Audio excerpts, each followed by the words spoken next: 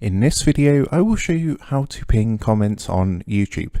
So with YouTube, how it works is basically the comments are ranked via the most engagement. So if you've got a comment that's got a lot of likes and comments, that's going to be actually ranked to the top of your comments underneath a video. However, there might be a certain comment, maybe a comment you've made yourself on the video, or maybe a comment that someone else has done that you would like to pin at the top of the comments. So make sure to watch this video to learn how to do this. The first thing you're going to want to do is come across to youtube.com and you want to log into your account, and then you just want to come across to the video that you want to pin a comment for. So what I'm going to do, I'm going to put up one of my videos to show you how this works and how exactly to do this. So if I actually scroll down on this video, you'll see I've actually got a comment that I have pinned, and you can see here it says pinned by myself, and this is the comment that I've chosen to pin. So as I mentioned, you can do this on anyone's comment, even your own comments, and to do this what you're going to do is simply hover over the comments that you want to pin, and you're going to get these three dots to the right hand side. So all you need to do is come and click onto the three dots, and you'll see the option to pin the comments at the top.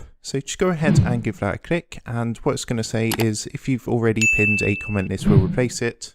So what this means is you can't have multiple comments pinned, you can only have one comment pinned to the top of your comments. So if you're happy to do this, all you want to do is click the pin option down here, and you'll see after a second that the comment is now pinned at the top of the page, and that has replaced the previously pinned comment.